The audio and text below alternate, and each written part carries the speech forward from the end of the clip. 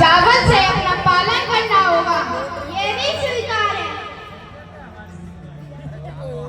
राजा हरिश्चंद्र दुखी मन से रानी तारामती और पुत्र रोहिताश को छोड़कर चांडाल के साथ शमशान में काम करने के लिए चले जाते हैं।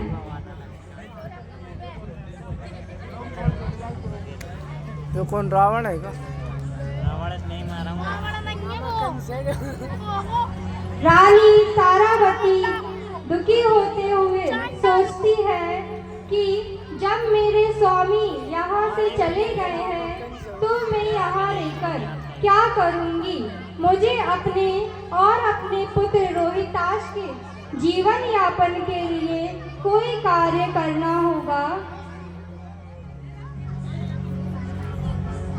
तभी रानी तारामती काशी में एक ब्राह्मण के पास जाकर कहती है, हे ब्राह्मण, अगर आपके पास कोई काम हो तो मुझे कहो। हाँ, मेरे भाई बहुत काम है, लेकिन इसके बदले मैं तुम्हें 2 वक्त का भोजन ही दे पाऊंगा। लेकिन मेरे साथ मेरा पुत्र भी है, मैं उसे अपने भोजन में से आधा भोजन दे दिया करूँगी। ठीक है,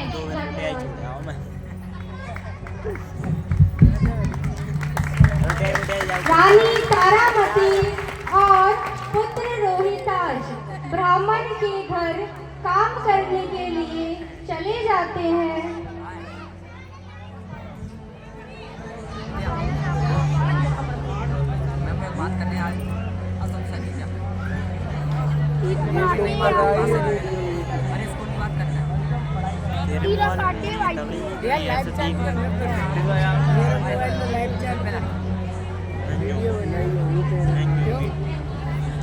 यार फॉलोवर हो गए मेरे में हो जाए,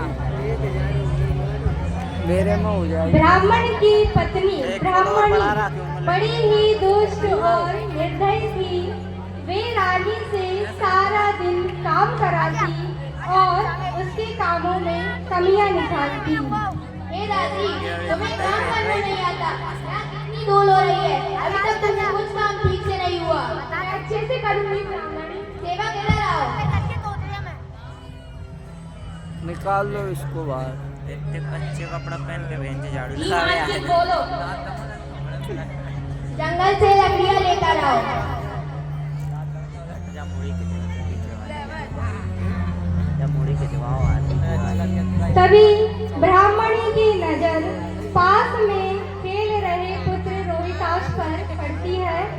हे दादी, अपने पुत्र को भी लकड़ियाँ लेने भेजा करो।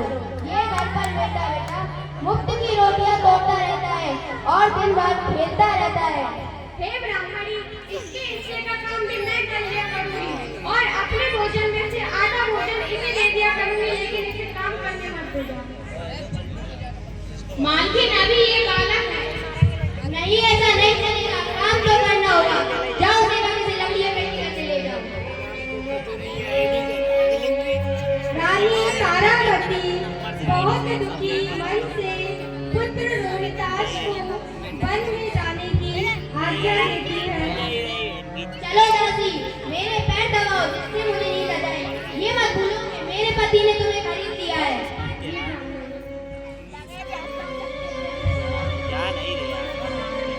इस दृश्य में हम सबने देखा कि कैसे महलों में रहने वाली रानी तारामती आज ब्राह्मणी के घर एक सेविका का कार्य कर रही है।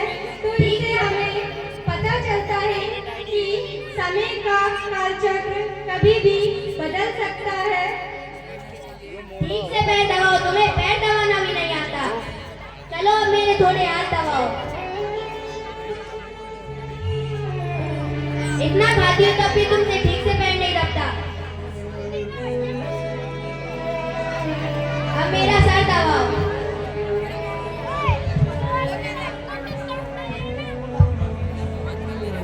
हे ईश्वर, ये ब्राह्मणी सोच है कि मैं अपने पुत्र रोहिताश की राह देखूं।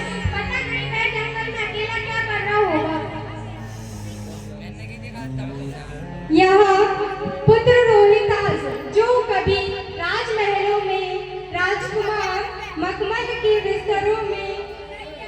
पैदल चलते थे वो आज जंगल की झाड़ियों में घूम रहे हैं।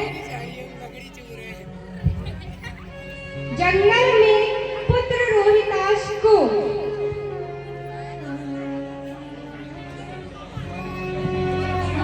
सांप